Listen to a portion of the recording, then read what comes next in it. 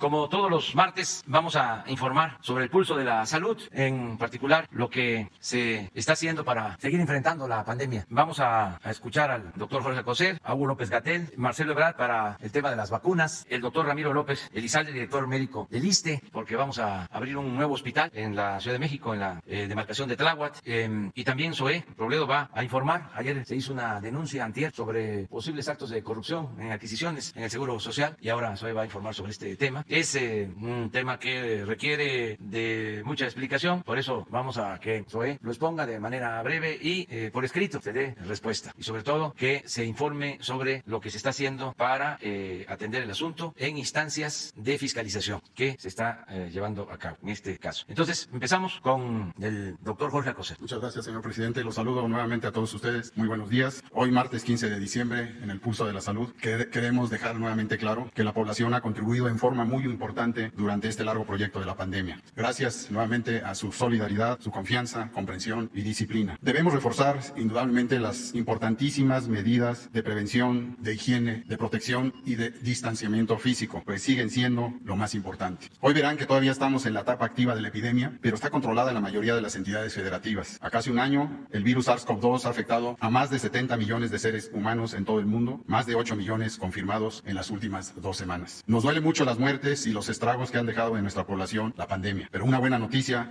es de que estamos en el camino de contar con una o varias vacunas para prevenir o atenuar la enfermedad de COVID-19 y evitar más muertes. En estos días de la emergencia sanitaria, los mexicanos y las mexicanas necesitamos estar con tranquilidad y confianza. Estén seguros de que el gobierno que conduce el presidente Andrés Manuel López Obrador seguirá cuidando su salud y bienestar, por lo cual se hace un nuevo esfuerzo para evitar la saturación de hospitales y sobre todo la pérdida de vidas humanas mediante la ampliación del número de camas. Hoy, además de la actualización del informe técnico de la epidemia derivada del SARS-CoV-2, en voz del doctor Hugo López-Gatell, como ya anunció el señor presidente, el doctor Ramiro López Elizalde les mostrará en qué forma el ISSSTE contribuye a convertir un nuevo hospital de vanguardia del sur de la Ciudad de México, en Tláhuac, a un hospital COVID. Asimismo, el maestro Zoé presentará los servicios integrales del IMSS, en particular aquellos derivados en los laboratorios y bancos de sangre, en atención a una pregunta de ayer en esta conferencia. Y como ya anunció el señor presidente, el canciller Ebrard nos señalará el camino de las vacunas. Muchas gracias. Hugo, por favor. Muchas gracias, señor presidente. Maestro, buenos días. Canciller Marcelo Ebrard, queridos compañeros directores del IMSS y director médico del ISSSTE. Comento con ustedes, como lo hacemos todas las tardes en el informe técnico, la situación de la epidemia, solo para remarcar los aspectos que ya ha destacado el doctor Alcocer sobre el cuidado que tenemos que seguir guardando para disminuir los riesgos de contagio por el virus SARS-CoV-2. Si me pasan la primera, vámonos directamente a la curva epidémica. Aquí vemos la curva epidémica de agregación semanal, como ya es costumbre.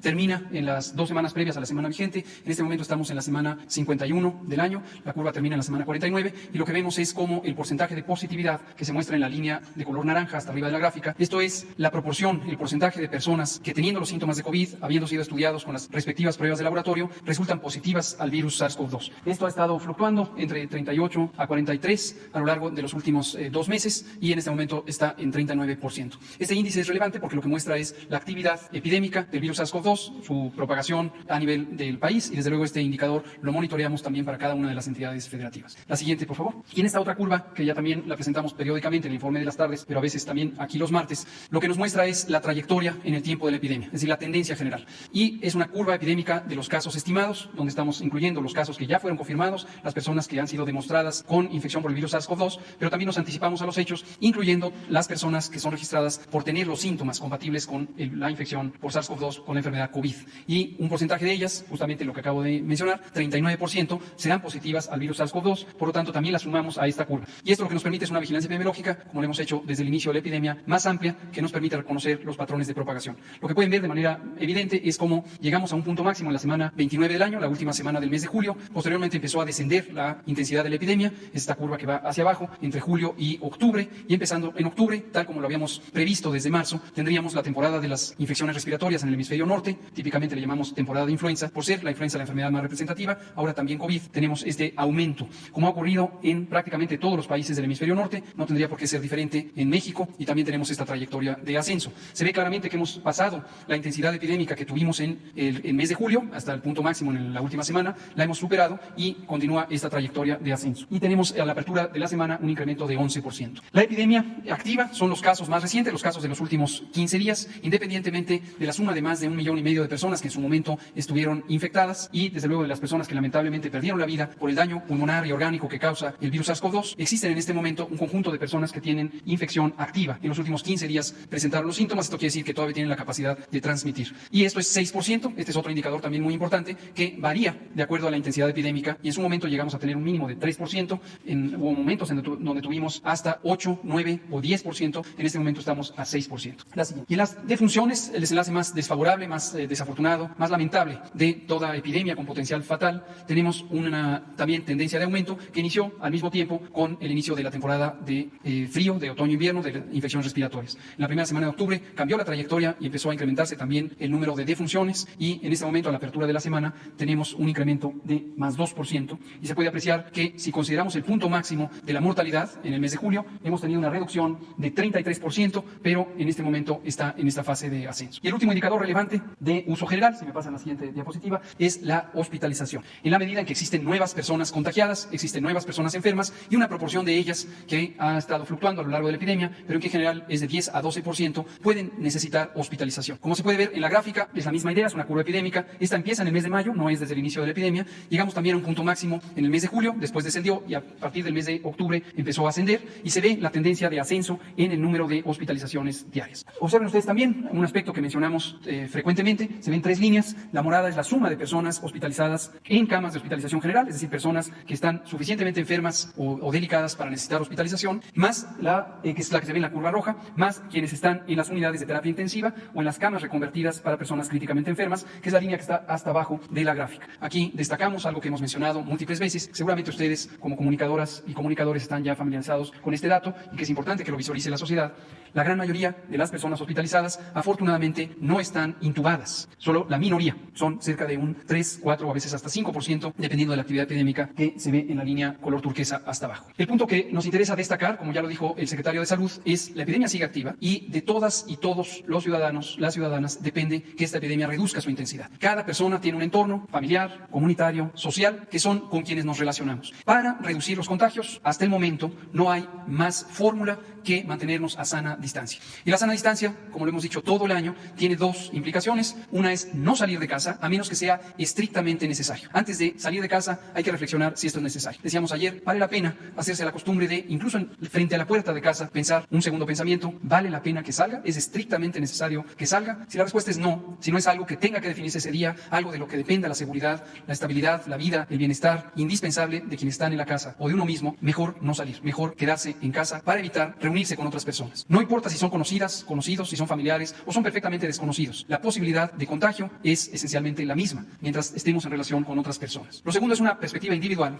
Si es indispensable salir, hay que hacerlo con el máximo cuidado posible. Pero no basta pensar que se hizo con cuidado. Hay que tener activamente ese cuidado, primero reduciendo el tiempo en el que estamos fuera, ir específicamente a la actividad indispensable por la que se requiera salir. Ya dijimos, en su mayoría no se saldrá de casa, pero quien tenga que salir, que haga específicamente lo que tiene que hacer y se regrese lo más pronto posible a la casa. Y durante todo el tiempo mantenga una sana distancia personal, a 2 metros de distancia de todas las demás personas en la mayor parte del tiempo posible. Y hay espacios donde no es posible mantener esa sana distancia, por ejemplo el transporte público, y entonces ahí cobra mucha mayor relevancia el uso del cubrebocas, recordando que el cubrebocas es un instrumento solidario, lo usamos para no contagiar a los demás, pero no tener la falsa sensación de seguridad de que porque ya tengo el cubrebocas no me voy a contagiar, porque eso es lo que lleva, y lo estamos viendo todos los días, cuando se realizan fiestas, cuando hay personas que salen, sienten que por usar el cubrebocas ya están protegidas, ya están protegidos. No es así, no es así. El cubrebocas se utiliza cuando no se puede mantener la sana distancia para proteger a las demás personas. Estas son las medidas y finalmente la esperanza. Las vacunas están en proceso. Muy próximamente vamos a iniciar, como lo anunciamos el martes próximo pasado,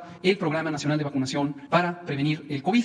Esta semana ha sido de intenso trabajo. El grupo técnico de logística está afinando los detalles. Nuestro agradecimiento público siempre a las Fuerzas Armadas, tanto la Secretaría de la Defensa Nacional como la Secretaría de Marina, que son una parte muy sustancial de este grupo técnico de logística. Ayer empezó una sesión de trabajo larga en Coahuila. Mañana estarán aquí en la Ciudad de México para refinar los últimos detalles en las 2 zonas de arranque de la vacunación. Recordar que esto es solo el arranque y ante la inquietud de el número de vacunas que en este momento se planea poner con la primera dotación, que será en los últimos días del mes de diciembre, no pensar que es toda la vacunación. La vacunación en México continuará sin descanso en el traspaso del año y durante 2021, como ya anunciamos, nos llevará varios meses en 2021 2021 ejercer esta acción de vacunación. Tenemos también la potencial colaboración de otros sectores fuera del gobierno. Ayer tuvimos una muy productiva conversación con el Consejo Coordinador Empresarial, con su presidente Carlos Salazar, con su presidente de Comisión de Salud, Patrick Devlin, donde estuvimos identificando algunos detalles adicionales de cómo el sector privado, no solamente de salud, sino en general el sector privado, puede colaborar en este empeño. Dejando muy en claro que esto no se trata de vacunar prioritariamente a dueños de empresas. Al contrario, se trata de una acción solidaria donde el sector privado nos puede ayudar a organizar la vacunación de las personas trabajadoras que están en esas empresas. Lo mismo, los centros educativos de educación superior son potenciales colaboradores para ampliar nuestra capacidad de hacerlo lo más rápido posible. Hasta el momento, con las vacunas ya contratadas, vamos a tener suficiencia para cubrir a toda la población. Recordar que el empeño es que todas las mexicanas y mexicanos tengan acceso a la vacuna de manera universal, de manera gratuita. Y seguimos en el trabajo de analizar los expedientes de aquellas compañías que estén produciendo o planeen producir vacunas contra COVID y que hayan decidido hacer investigación clínica en México. Presentan sus expedientes ante la COFEPRIS y, como quedó demostrado el viernes 11 de diciembre, el viernes más reciente, el comité científico, el Comité de Moléculas Nuevas de COFEPRIS, está trabajando con especial cuidado para hacer las cosas bien y rápido. Y esto es lo que nos ha permitido ser mucho más eficientes, pero además garantizar la seguridad y la calidad y la eficacia de los productos que en su momento se utilicen. Esto es todo, presidente. Con su permiso, señor presidente, compañeros, señoras y señores. Bueno, muy breve. Primero, ¿cuál es el avance de los acuerdos respecto a vacunas? Que nos ha pedido el señor presidente a la Cancillería que participemos, que estemos comprometidos todos los días junto con el doctor Alcocer en esta tarea. Bueno, vamos a poner ahora el estatus. Tenemos, solo para recordar, la fecha de firma del acuerdo precompra con cada una de esas posibles vacunas o proyectos de vacunas. Pfizer fue el 13 de octubre, el acuerdo final con pedido el 2 de diciembre. AstraZeneca, que sigue su curso, como recordarán ustedes, se va a hacer el llenado y envase en México. El día 13 de octubre se firmó el acuerdo precompra, el día también 13 de octubre se fincó el pedido. CanSino, el día 13 de octubre se firmó el acuerdo precompra, el día 9 de diciembre se firmó ya el pedido. COVAX, recordarán ustedes que es el portafolio de vacunas multilateral. México suscribió el acuerdo precompra el 31 de agosto y el acuerdo final se firmó el 18 de septiembre. Estatus de estas 4 iniciativas, acuerdo y pedido establecido. Pfizer, ya no agregaría yo mucho, ya es del conocimiento de ustedes que fue autorizado el día 11 fue autorizado en Estados Unidos, también en México el día 11, y se espera ya el arribo, como lo explicó el doctor López-Gatell, en este mes de diciembre, del primer paquete de 125,000 dosis. Después pasaríamos a los estudios fase 3 en México, que es importante tenerlo presente. CanSino, la fase 3 inició en octubre y ya han participado hasta fecha 6,000 voluntarios. Janssen, Estados Unidos, fase 3 está implementada en México, inició el 29 de noviembre y ya han participado 400 voluntarios. Y tenemos 3 que ya presentaron ante COFEPRIS o están en el momento que COFEPRIS les dé su autorización, que es Novavax, que es norteamericana, CureVac, muy importante, es alemana, es una tecnología parecida a la de Pfizer, y la rusa, que también ya ingresó su documentación ante COFEPRIS. En el momento que COFEPRIS autorice, tendríamos en total 5 vacunas en fase 3 en México. Ese fue el compromiso que hizo el gobierno, de hacer todo el esfuerzo para que esto se lograra. No necesariamente iba a ser así. Entonces, en coordinación con el doctor Alcocer y su equipo, pues esto es lo que se comprometió y es lo que se está cumpliendo. Tendríamos 5 vacunas en total en fase 3 en México. Ofertas que se han recibido, es decir, que hemos buscado en todo el mundo, que ya está también en manos del sector salud: Janssen, CureVac, Moderna, que se va a analizar el día 17, Sinovac y Novavax. Todas esas ya tenemos las ofertas que se fue a buscar que esas empresas hicieran, las propuestas, y ya el sector salud decidirá cuáles son útiles, cuáles no y en qué cantidad, pero ya está cumplido.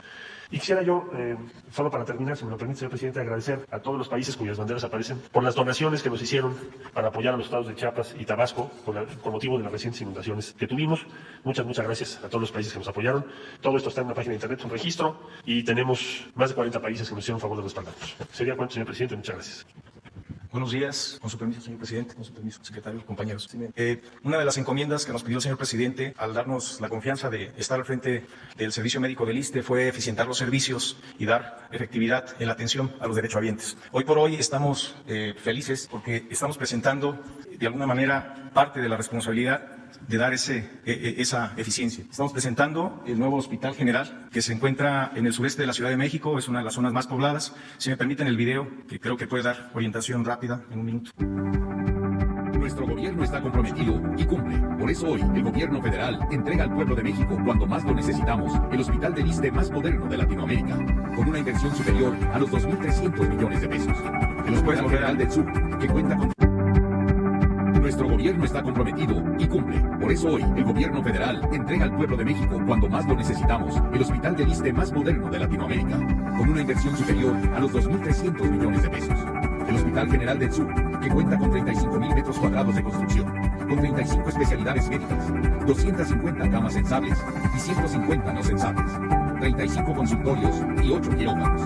Una obra al servicio del pueblo de México que beneficiará a más de 1 millón de derechohabientes del ISSSTE y habitantes de la zona de Tláhuac. El presidente Andrés Manuel López Obrador y su gobierno cumpliendo la misión de mejorar la vida del pueblo de México. ISSSTE, Gobierno de México. Como ven ustedes, va a ser un hospital que contará con 400 camas. De esas 400, 250 serán camas sensables, 150 no sensables. Contará con una sala de hemodiálisis. Hoy por hoy estamos convencidos que no hay mejor alternativa que la prevención. Sabemos nosotros que la insuficiencia renal en nuestro país, y bueno, no solamente en nuestro país, sino en todo el mundo, es una situación, es un reto a vencer. El tema de la diabetes mellitus, la hipertensión arterial, el sobrepeso en nuestro país ha generado que cada vez, lamentablemente, existan pacientes con esta enfermedad.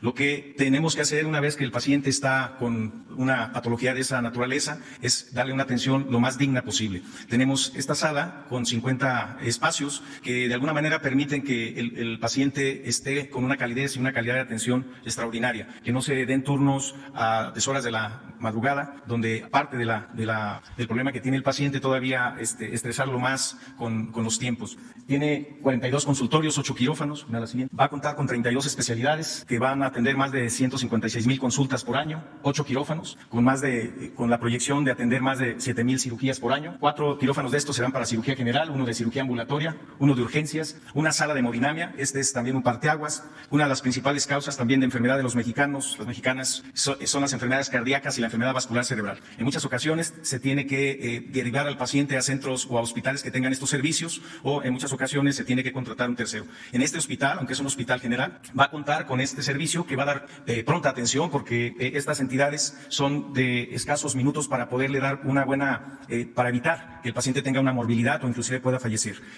Por demás, los servicios auxiliares, como ustedes ven ahí, más de 1,289,000 procedimientos que incluyen laboratorio, rayos X, tomografía y quimioterapia. Tenemos una sala muy digna de aplicación de quimioterapia para los pacientes con cáncer. La población beneficiada es de más de 1,400,000 derechohabientes. Me da la siguiente, por favor. La fase inicial, debido al paréntesis que tenemos de la pandemia, es aperturar el hospital el día 19 de diciembre, próximo sábado, con 120 camas destinadas ahorita a pacientes con COVID. Me da la siguiente. La intención es invitarlos a inscribirse a todos los interesados, médicos, enfermeras, paramédicos, trabajadores de la salud, para que se puedan incorporar a esta convocatoria. No solo la abrimos en un inicio dándole la preferencia a los trabajadores del ISSSTE. Ya tenemos buena reclutamiento. Me da la siguiente. Y el personal, el objetivo es tener 1,481 personas que estén laborando en este hospital. Ahí ven la cantidad de personal, entre médicos, enfermeras, paramédicos, técnicos y personal administrativo. Tenemos una buena cantidad de personas que se han inscrito. Me da la siguiente. Y bueno, la convocatoria está en las redes sociales y en la página oficial de nuestro instituto, y ahí están los teléfonos. Les agradecemos y que tengan un muy buen día. Con su permiso, señor presidente, muy buenos días a todas y a todos, los secretarios, colegas. El día de ayer, aquí en la conferencia mañanera, el periodista Marco Olvera hizo una serie de preguntas, 16 en total, todas enfocadas respecto a un tema: si el IMSS ha contratado empresas que han sido sancionadas o se han estado investigadas, particularmente para 2 servicios, el de laboratorios, diagnósticos y el de banco de sangre. Hay que decir que esto no es una historia nueva, esto lleva muchos años, e incluso aquí, en este mismo salón de tesorería, en junio se hizo una explicación y una aclaración muy amplia, pero siempre es una buena oportunidad para volver a explicar qué ocurre y de dónde viene esta situación. ¿Se pueden poner la primera? Lo primero que habría que decir es que desde su fundación en 1943 el Seguro Social daba de manera directa estos servicios, es decir, compraba los equipos, tenía insumos, las pólizas de mantenimiento y demás. El servicio se realizaba además en las instalaciones del Seguro Social, con personal del Seguro Social. A partir del 2007 empieza un proceso que en esta, como en muchas otras áreas de procesos y áreas estratégicas del IMSS, se empezaron a privatizar. Fue una suerte de privatización silenciosa en áreas estratégicas que en muchos casos pusieron en enorme vulnerabilidad al instituto frente a proveedores, lo mismo en temas de infraestructura, y no es la excepción. En 2007, pues, empieza todo este proceso de subcontratación, se incrementa la participación de los privados y con el argumento de ahorros o de cubrir ineficiencias, pues en 2015 finalmente se entrega por completo todos los servicios. ¿Se pueden pasar a la siguiente? Y desde entonces, pues empezaron a crear otro tipo de problemas, monopolios, colusiones y demás que ahora vamos a ver. Solamente para darnos una idea del tamaño de y las dimensiones de estos servicios. En el caso de laboratorios, en el Seguro Social, en 556 laboratorios clínicos se conforman cerca de 500 374 diferentes estudios. Se realizan 600,000 estudios todos los días, diario, y 192 millones de estudios al año. Los más comunes son la glucosa, que son 18 millones de estudios al año, la citometría hemática, 16 millones, es decir, son unas dimensiones enormes. La siguiente, por favor. En el caso de banco de sangre, también son 58 bancos de sangre en todo el país, 111 centros de colecta y 233 servicios de transfusiones. El primero, el laboratorio, es un servicio para el que se erogan 4.300 millones de pesos al año, y en el segundo, en el tema de banco de sangre, 1.200 millones de pesos al año. Aquí, un brevísimo paréntesis, agradecerle siempre a todo el personal de auxiliar de laboratorios clínicos y químicos clínicos, porque en COVID han estado también trabajando. A veces es pocas las veces que se les menciona, pero pues son quienes toman las muestras y las llevan al laboratorio. También tienen una función primordial para atender la pandemia. Bien, en la siguiente, todo este proceso tiene una larga línea del tiempo. ¿Qué ocurrió? En el año 2016, en marzo, se difundió en varios medios de comunicación posibles prácticas indebidas y acuerdos entre proveedores para segmentar el mercado para una licitación. Es decir, a partir de grabaciones y demás, esto fue muy difundido, se podía exhibir que se estaban poniendo de acuerdo en una suerte de pacto de no agresión para repartirse una licitación para la adquisición de servicios integrantes, en particular de laboratorio. El 10 de marzo, a partir de esta denuncia, el 10 de marzo, el propio IMSS presenta una denuncia, pero la presenta ante la Comisión Federal de Competencia Económica, la COFESE, el órgano regulador de competencia, que además pues había sido recientemente creado. ¿Cuál es el planteamiento de esa denuncia? Pues que había una práctica monopólica, en virtud de que diversas empresas, por conducta de sus representantes legales o directivos, pues se estaban poniendo de acuerdo dentro de ese proceso de licitación. En abril de ese mismo año, 2016, se amplía la denuncia y la COFESE emite un acuerdo para el inicio de las investigaciones de manera formal. Es hasta 2 años y 7 meses después, en noviembre del 2018, que la COFESE dicta un acuerdo de conclusión de la investigación, que no la resolución, solamente dice ya concluyó la investigación, y se publica en el diario oficial. Y es en el 15 de febrero de 2019 cuando la COFESE también emite un dictamen de probable responsabilidad, y por lo que solicita al Pleno de este órgano que se encarga de evitar este tipo de prácticas, regula la competencia económica, para ordenar el emplazamiento y un procedimiento en forma de juicio, pero todavía no resuelve. Y el 18 de junio de este año ya, aquí también en la conferencia vespertina, producto otra vez de una publicación que argumentaba lo mismo. El IMSS está contratando empresas que están siendo investigadas. Se presentó toda una explicación. Hay un problema. Cuando se está investigando a una empresa, esto no le impide participar, y eso es problemático para nosotros, sobre todo porque habíamos presentado una denuncia en 2016. Y pasan 4 años y 3 meses hasta que en julio de este año, COFESE finalmente emite su resolución. Una resolución en donde se imponen multas a 11 personas morales, a 14 empresas. Multas que tampoco lo sancionan en términos de poder seguir participando y trabajando. Solamente son multas. Una de las 16 preguntas que hizo ayer su colega Marco fue ¿a qué se debe la demora de COFESE? ¿Por qué se tardan 4 años? Pues nosotros nos preguntamos exactamente lo mismo, porque durante toda esa etapa, pues las empresas siguieron participando en licitaciones, no solo en el IMSS, en muchas otras instituciones. El problema es que el resultado de las resoluciones de la COFESE, con todo y que es la autoridad reguladora la que debería evitar que haya monopolios, tampoco impiden ni limitan la participación de estas empresas.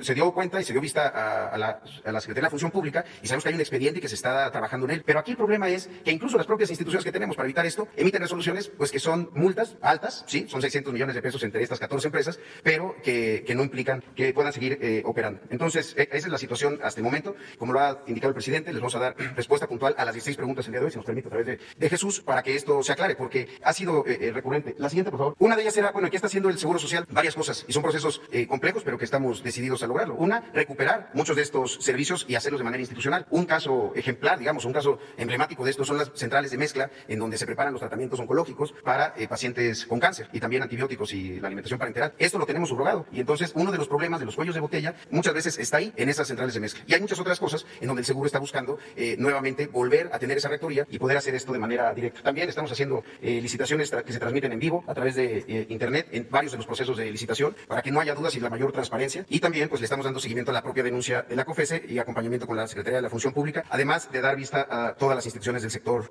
salud. Y finalmente nada más estas imágenes, la de la derecha es de 2016, es decir, este problema viene de hace mucho tiempo, y el problema es que muchas veces la aproximación es el IMSS está contratando a quien está siendo investigado, y muy pocas veces la pregunta es COFESE no está resolviendo sobre denuncias que presentó el Seguro Social, que realmente sería lo que podría impedir que las empresas se coludan o que haya estas prácticas monopólicas. Entonces, les daremos de cualquier manera toda la información en extenso. Gracias, presidente. Bueno, pues vamos. Tú y luego tú.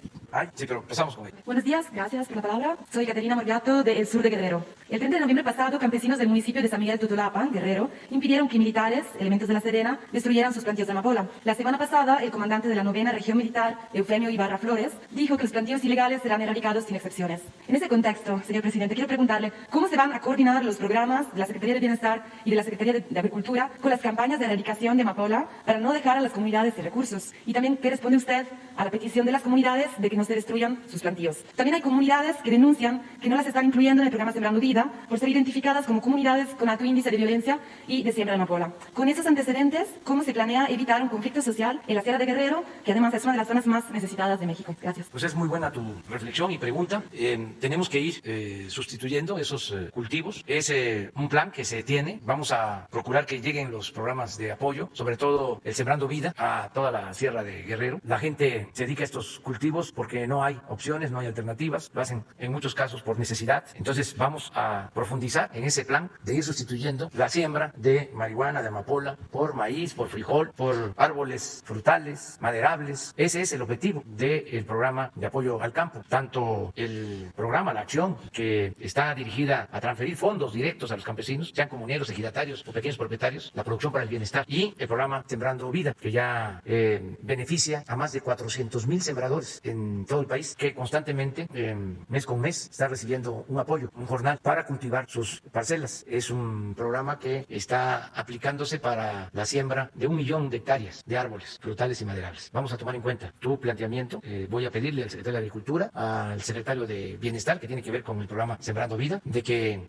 revisen lo que se está haciendo en Guerrero. Sí hay Sembrando Vida ya en Guerrero, pero debe de faltar y se puede ampliar el programa. Todavía lo podemos hacer. En el caso de Guerrero, todos los productores están recibiendo fertilizante. Es el único estado en donde todos los productores reciben este apoyo, fertilizantes gratuitos. Pero sí se puede ampliar el programa de Sembrando Vida para sustituir estos cultivos. Me consta de que muchos siembran amapola porque no hay opciones, porque no hay alternativas. Esto en la montaña y en varias comunidades marginadas de Guerrero, en la sierra, porque no hay opciones, porque no hay alternativas. De modo que tenemos que reforzar todas nuestras acciones en ese sentido. Y sí vamos a atenderlo.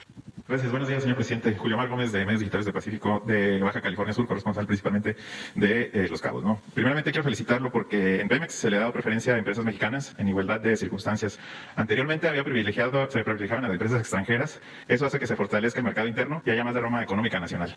En estas últimas semanas he estado en contacto con empresas medianas y pequeñas en la región petrolera de Carmen, Villahermosa y Veracruz y se encuentran angustiadas por la falta de liquidez. Esto se debe a que muchos casos de Pemex tienen adeudos con empresas grandes de hasta 9 meses, exactamente 9 meses o más. Y por ende la cadena va y afecta directamente al pequeño y mediano productor de bienes o servicios que atienden a las empresas grandes. Espero ahí, presidente, ojalá pueda intervenir para que se pudiera hacer el pago de estos pequeños empresarios que después se encuentran preocupados por ello, ¿no? Esa es la primera, ¿no? Pregunta.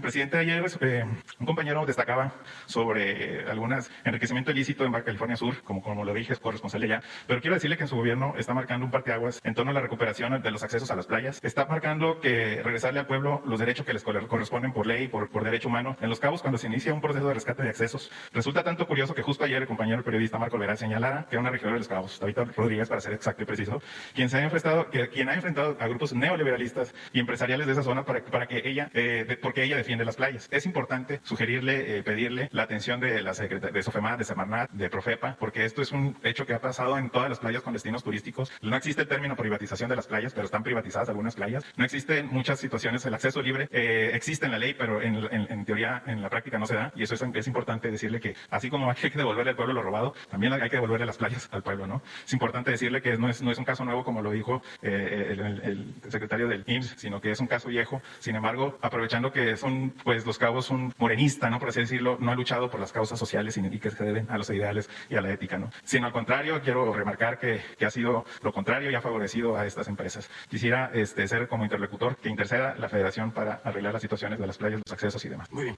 Sobre los proveedores de Pemex, vamos a pedirle al director que nos presente un informe. El propósito es que no se demoren los pagos, para que no se afecte a las empresas que trabajan para Pemex, para la Comisión Federal de Electricidad y para el gobierno, que se les pague. Y algo muy importante, que no haya corrupción, que no haya extorsiones, que no haya moches, que no haya influyentismo, que no te voy a pagar hasta que no des tu mordida. Eso ya se terminó. Lo mismo en el caso de contratos, compras, no se permite la corrupción y no hay impunidad para nadie. Lo segundo que plantea sobre la regidora, en efecto, aquí se hizo esa denuncia, pero también aquí tienes la oportunidad de venir y pueden venir todos los periodistas. Entonces aquí puede haber también puntos de vista distintos. Por eso es muy enriquecedor lo que hacemos, este diálogo circular, porque sin duda también hay intereses políticos, electorales. Ahora que estamos en temporada, porque estamos ya en vísperas de las elecciones, se aprovecha para denunciar, ¿no?, a posibles futuros candidatos, aspirantes o suspirantes,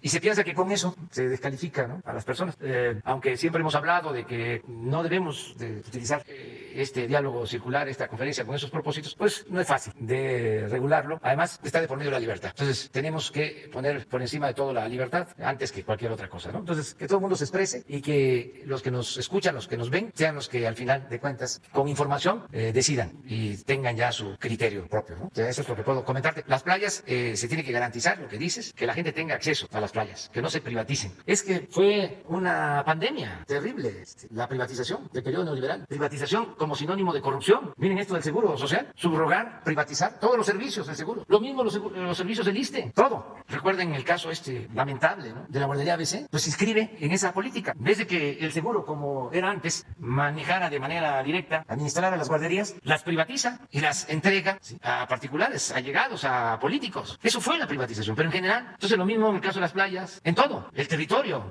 Entregaron 120 millones de hectáreas del territorio nacional para la explotación minera. El territorio de México son 200 millones de hectáreas. Y entregaron en el periodo neoliberal 120 millones de hectáreas. Más de la mitad del territorio nacional. Ni Porfirio Díaz. Pero esa fue la política, si se le puede llamar política a eso. En realidad fue un saqueo. Y ajustaron todo el marco legal, todas las reformas a la Constitución que se hicieron en el periodo neoliberal fueron con ese propósito, de imponer esa política, de convertir lo público en privado. Entonces estamos llevando a cabo una política distinta, pero es un proceso. El regreso de las playas, que la gente tenga acceso a las playas, que no estén privatizadas. Y estamos avanzando en ese propósito. Ahí vamos poco a poco en Los Cabos y lo estamos haciendo en Playa del Carmen, lo estamos haciendo en otros sitios para que la gente tenga acceso a las playas. Es un proceso. Lo mismo, y aprovecho para plantearlo, para que empecemos a analizarlo, lo de la creación de todos estos aparatos que no tienen ninguna función social, todos estos órganos de regulación que crearon. ¿Cómo se llama del COFESE? Pero así como el COFESE está el INFETEL, el INAI, hay uno que se hizo de la vista gorda, uno que tiene que ver con las AFORES, con SAD. Imagínense, durante años cobrando cuotas por el manejo de afores elevadísimas, las administradoras de afores, cobrando 2 hasta 3 veces lo que se cobraba o lo que se cobra en otros países. Y la CONSAR de Alcahueta, afectando a los trabajadores. Entonces, ¿para qué todos estos organismos? Sería bueno hacer un análisis, una revisión, porque además cada organismo de estos, 1,000, 2,000 millones de pesos, sueldos, la COFEFE, ¿cómo se llama? COFESE, son de los que se ampararon con la reducción de los sueldos para servidores públicos. Deben de estar ganando 400,000 pesos mensuales. Entonces, una resolución de la COFESE, como lo estamos viendo aquí, no, 4 años y medio. ¿Qué estaban haciendo? Entonces, es como el caso de los fideicomisos. Hubo debate y todos defendiendo la corrupción.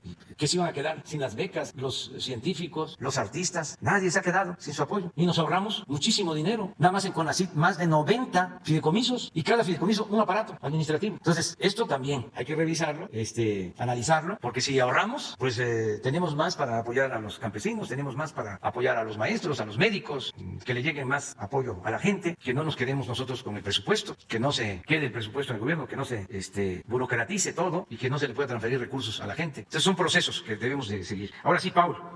Buen día, presidente, funcionarios. Paul Velázquez, desde Los Mochis, ni uno más, ni un corrupto más en gobierno. Presidente, el pasado jueves 8 de octubre, yo le planteaba la importancia de que se presentara aquí en la mañanera una exposición sobre la extinción de los fideicomisos. A las 2 semanas aquí puntualmente se presentó el estatus que guardaban los mismos. Pero ante el desconocimiento de la nueva distribución del presupuesto, o por decir así, las nuevas reglas del juego, la Comisión Ejecutiva de Atención a Víctimas, que atiende a niños, mujeres y hombres vulnerados, víctimas y violentados de este país, informó por oficio público hace más de un mes que detiene todo apoyo a sus víctimas por temor ante la desaparición del fideicomiso del cual depende. La Comisión Ejecutiva de Atención a Víctima apoyo a las víctimas en refugio, alimentación y medicamentos que no se tienen el apoyo del IMSS, ISSSTE o el INSABI. La Comisión Ejecutiva aún se encuentra sin titular. Presidente, 2 peticiones ante esta situación.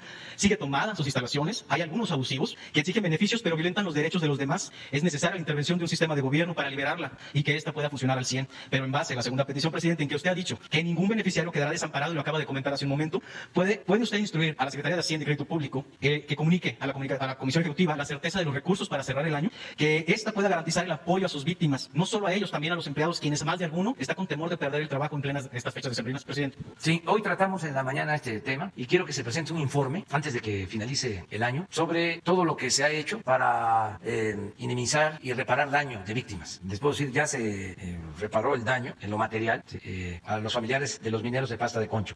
Pero así como este caso, todos los afectados por la imposición de la mal llamada reforma educativa ya están siendo atendidos. Y muchos casos, hasta de periodistas afectados por el régimen neoliberal y autoritario. Entonces, Alejandro Encinas va a informar la semana próxima sobre todo lo que se ha hecho de apoyo a víctimas y decirles que si una institución de estas a las que hacemos referencia está tomada o aseguran que no tienen recursos, el compromiso es apoyar a toda la gente afectada, que haya justicia. Por ejemplo, decían que si desaparecía el Fonden ya no iba a haber apoyo para los damnificados. Estamos apoyando en Tabasco, estamos apoyando en Chiapas, estamos apoyando en Veracruz, en el sureste. Ya no está el Fonden. ¿Quién apoya? Pues directamente las dependencias y muchísimo más que lo que hacía el Fonden. Y al terminarse lo del Fonden se acaba la corrupción que había en el Fonden, que compraban víveres en sedes a precios elevadísimos, tenían proveedores preferidos cerca de la Secretaría de Gobernación donde manejaban el Fonden para repartir recursos que se quedaban en manos de contratistas, proveedores, servidores públicos y no le llegaba a la gente. Ese es un caso. Entonces, dependientemente de estos organismos que muchas veces son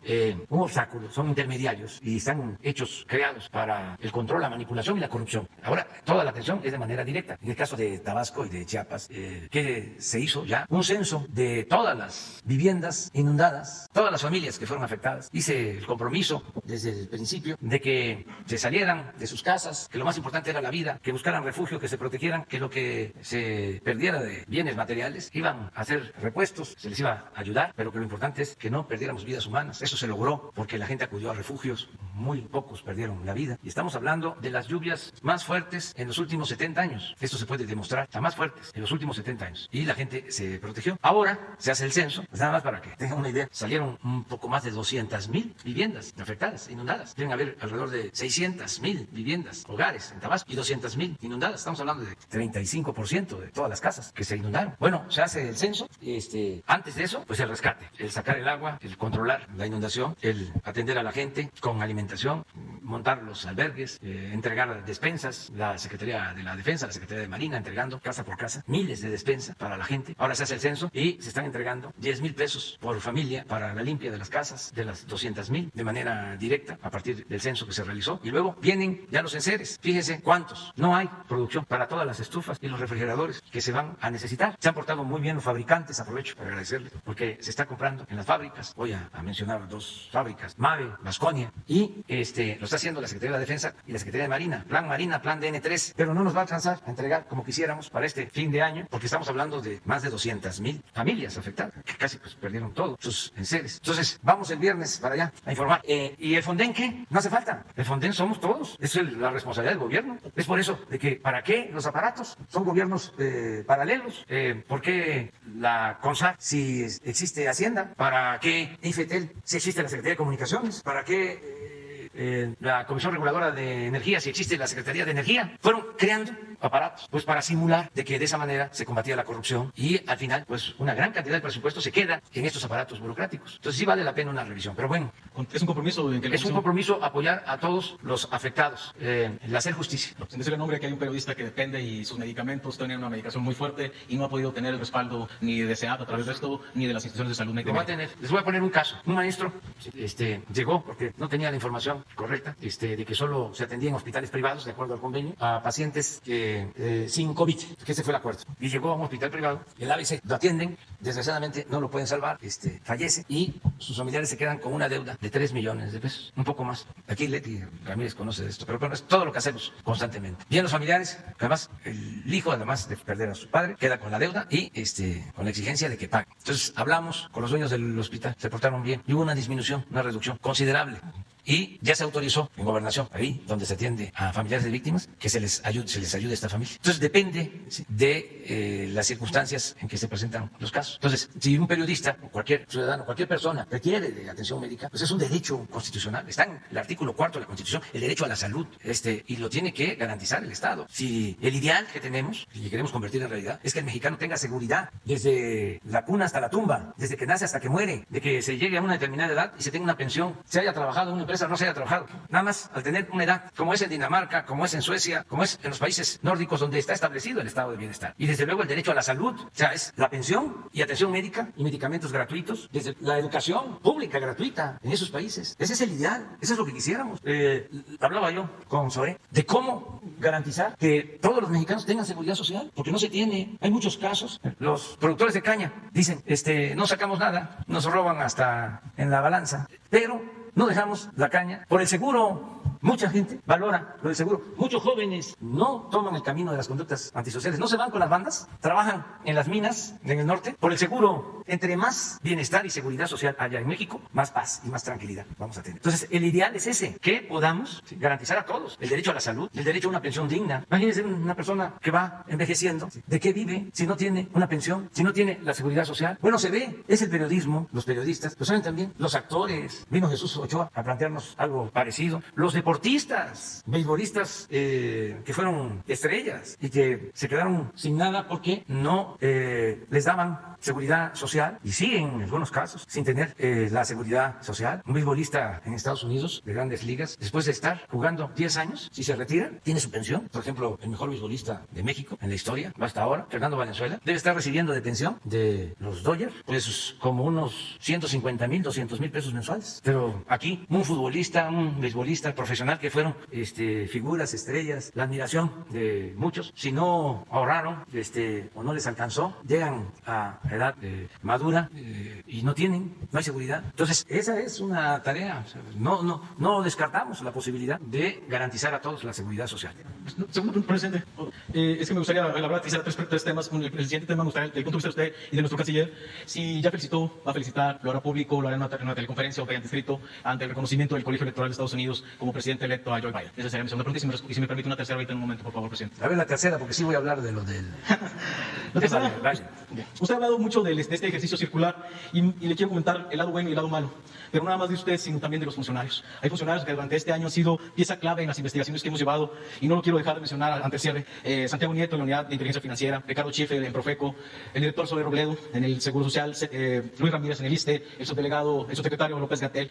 Tener la capacidad, los periodistas, de poder interactuar prácticamente a cualquier hora mediante WhatsApp y que te conteste una llamada, se agradece. Gracias a que ellos responden, hay mucha información que no necesitamos subirle ante usted. También hay unos equipos, presidente, las de las dependencias, conocidas como comunicación social. En Profeco tenemos a Jesús Montaño en el IMSS, el director Zoe nos tiene a Rubén Sánchez, Sergio Lemus en el ISSSTE, la Cancillería, no tenemos que resaltar el trabajo de Daniel Millán, Gabriel León en Segalmex y Raquel Roset en el Infonavit, pero también, desgraciadamente, la moneda tiene dos lados, también hay lados malos.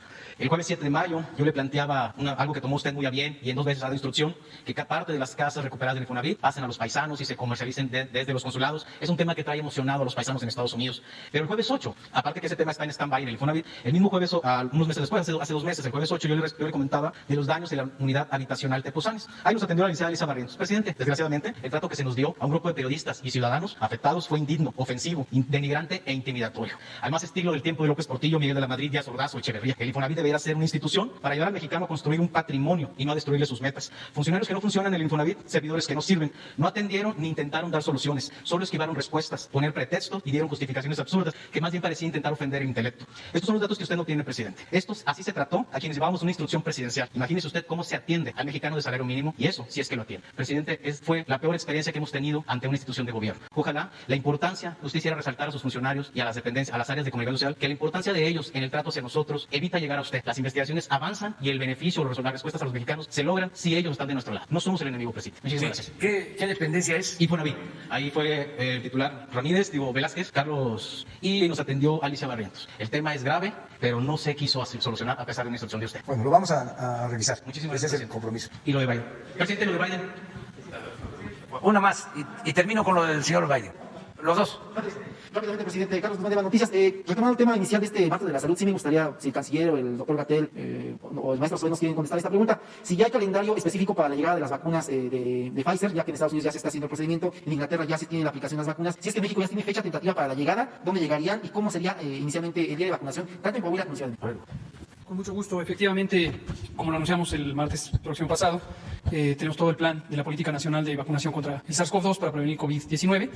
Hemos destacado, me gustaría volverlo a destacar antes de responder esto puntualmente, la importancia de tener esperanza, saber que existe ya en el mundo un mecanismo de protección específica y que el Gobierno de México hizo todos los esfuerzos y logró lo que han logrado otras naciones, sobre todo los países industrializados, que es tener acceso oportuno a estas vacunas. El Plan Nacional de Vacunación para prevenir COVID, como también destacamos la semana pasada, incluye múltiples aspectos, no solamente el de la logística, el de la aplicación, y que fue resultado del trabajo muy valioso de un grupo de mexicanas y mexicanos mayormente, aunque también hay algunos invitados a participar en este grupo que son funcionarias y funcionarios de la Organización Panamericana de la Salud o exfuncionarias, y nos permitió tener un programa científicamente válido que atiende a las mejores prácticas internacionales, las que actualmente recomienda la Organización Mundial de la Salud, análogas a los planes que tienen Inglaterra o el Reino Unido, Francia, Alemania, Estados Unidos, Canadá, etc. Y con la aprobación por parte de COFEPRIS, que le otorgó la autorización de uso en emergencia a la vacuna de Pfizer, se inicia ya también todo el proceso regulatorio de la autorización en su momento de los ensayos clínicos para aquellas compañías que han deseado hacer ensayos clínicos en México, y ahora también las autorizaciones de uso en emergencias de los productos de prevención. Tenemos un grupo de trabajo en el que participan múltiples dependencias, participa el SAT, el Sistema de Administración Tributaria, la Oficina de Aduanas, participa también Secretaría de Relaciones Exteriores, participa también la Oficialía Mayor de Hacienda, en fin, varias entidades, y estamos viendo todos los detalles que tienen que ver con un fluir armónico y organizado de las vacunas, propiamente del proceso. Con la agregación de las Fuerzas Armadas, tenemos un cimiento muy sólido de dos instituciones, la Secretaría de la Defensa, la Secretaría de Marina, que tienen estructuralmente una capacidad de planeación de logística. Todos los ejércitos modernos del mundo tienen una sección específica sobre logística, la sección 4 es el caso también de nuestras Fuerzas Armadas, y esto nos brinda la posibilidad de tener todos los elementos. Finalmente, y atendiendo puntualmente a la pregunta, una vez que se detona la solicitud de envío,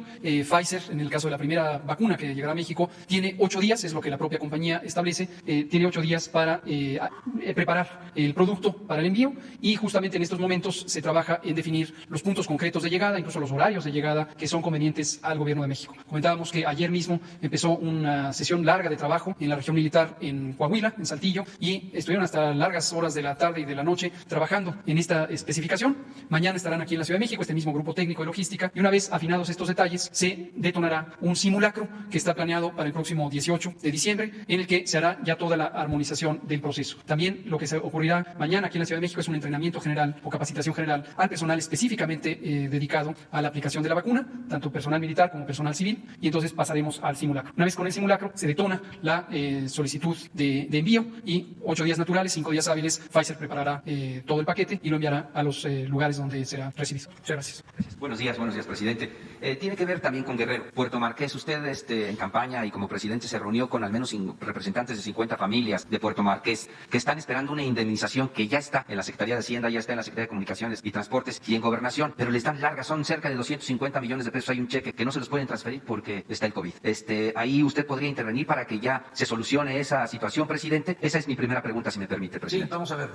Hoy mismo tenemos respuesta sobre eso. Presidente, y la Suprema Corte de Justicia da una nueva prórroga al Congreso de la Unión, al Poder Legislativo, para despenalizar el uso de la cannabis. Es hasta el 30 de abril. En todo el país hay una organización, fundamentalmente el Movimiento Canábico Mexicano, que está realizando ya de manera articulada una desobediencia civil pacífica. Se trata de marchas, de paseos de ciclistas, de arte, porque así como se aprobó este dictamen que se convierte en minuta al enviarla a la Cámara de Diputados, se detecta que se sigue violentando los derechos humanos de los consumidores, de los pacientes, de la investigación, en fin, el libre desarrollo de la personalidad, presidente. ¿Usted qué tiene que decir al respecto? ¿Hay posibilidades de modificar esta ley? Tanto es así que ya la Corte tuvo el tino de decirles a los legisladores, tienen todavía más tiempo para poder enmendar este error que cometieron de alguna manera los senadores al enviar una iniciativa de esa índole, presidente. Sí, yo creo que se detuvo y se pidió esa prórroga al Poder Judicial, a la Suprema Corte, porque no hubo tiempo de hacer una revisión. No se pusieron de acuerdo las cámaras y se terminó prácticamente el periodo, pero son asuntos de forma, diría yo, no de fondo. Yo creo que en el periodo ordinario se va a resolver. Eso le podría yo decir a quienes están demandando ya una definición. No hay oposición a lo que autorizó el Senado sobre el uso medicinal, el uso limitado de la marihuana. Es nada más un asunto de errores, vamos a decir, que se cometieron, falta de precisión sobre cantidades y demás. Y no pueden haber contradicciones en la misma ley. O sea, hubieron esos errores y eso es lo que se va a resolver. Y como no había tiempo y ya la Corte exigía que se resolviera, porque es por órdenes del Poder Judicial y hay que cumplirlo, lo que hicieron los legisladores fue solicitar esa prórroga para arreglar la iniciativa, pero repito, no en el fondo, sino en la forma, y ya aprobarla. Eso es lo que puedo yo informar. Muy bien, presidente. Y por último, mi última pregunta, que tiene que ver con la compañera, que tiene que ver con la amapola. Más allá de un programa de Sembrando Vida, de árboles frutales, maderales y demás, también tiene que ver con un detonante que ahí está quieto y están activos de alguna manera. Los grupos guerrilleros, el Ejército Popular Revolucionario, está en la sierra, en la montaña, el ERPI, la guerrilla y la narcoguerrilla. ¿Qué hay en su gobierno para precisamente terminar con este tipo de cultivos, presidente? Y sobre todo con la guerrilla, porque ahí está, no se han expresado de alguna manera. Antes había atentados, se lo adjudicaba uno u otro grupo. ¿Qué tiene usted de reporte sobre los grupos guerrilleros en nuestro país, presidente? Que hay tranquilidad y paz en todo el país, todo el territorio. No tenemos ninguna información de grupos armados, guerrilleros en el país. La gente está optando por la participación ciudadana, pacífica, está sintiéndose representada por el gobierno como nunca, de modo que no existe una oposición al gobierno, una oposición armada en ninguna parte del territorio. Lo que tenemos pues, son las bandas de la delincuencia organizada, pero es otro asunto completamente distinto. En el caso de la guerrilla no hay información, no hay indicios de su presencia, repito, en ninguna parte del territorio nacional. Hay paz, hay tranquilidad, hay gobernabilidad y lo más importante, hay confianza en el gobierno.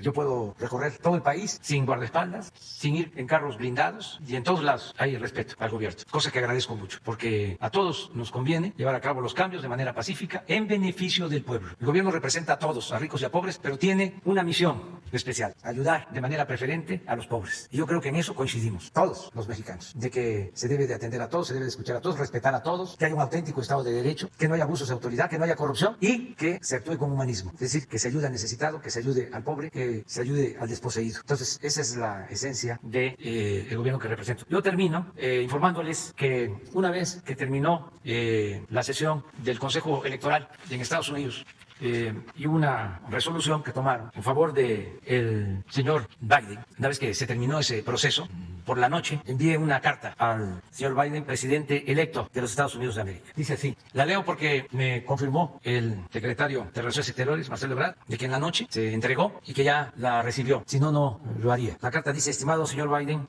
escribo este texto para felicitarlo por el triunfo que le otorgó el pueblo y que le han refrendado las autoridades electorales de Estados Unidos de América. Como usted recordará, nos conocimos hace cerca de 9 años y desde entonces le expresé de manera personal y en una carta el ideal de transformar a México y el propósito de desterrar la corrupción política, causa principal de la dolorosa desigualdad y de la violencia que padecemos. Nuestros países están vinculados por la vecindad y a nuestros pueblos los hermanan la historia, la economía y la cultura. Por ello, los gobernantes debemos esforzarnos en mantener buenas relaciones bilaterales fincadas en la colaboración, la amistad y el respeto a nuestras soberanías. Tenemos la certeza de que con usted en la presidencia de Estados Unidos será posible seguir aplicando los principios básicos de política exterior establecidos en nuestra Constitución, en especial el de no intervención y autodeterminación de los pueblos. Le expreso también mi reconocimiento ante su postura a favor de los migrantes de México y del mundo, lo cual permitirá continuar con el plan de promover el desarrollo y el bienestar de las comunidades del sureste de México y de los países de Centroamérica. Considero que de esta manera nadie se verá obligado a abandonar su lugar de origen y podrá vivir, trabajar y ser feliz con su familia, entre su gente, con su cultura, y así lograremos construir la solución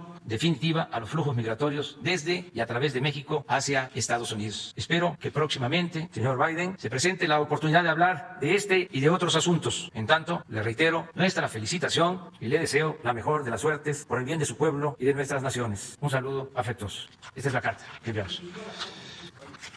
Ya después hablamos de todos estos temas. Bueno, si les parece, mañana hablamos también de lo de la embajadora Marta Bárcena, a quien estimamos mucho, respetamos mucho. Mañana, si les parece. Muchas gracias. Muchas gracias.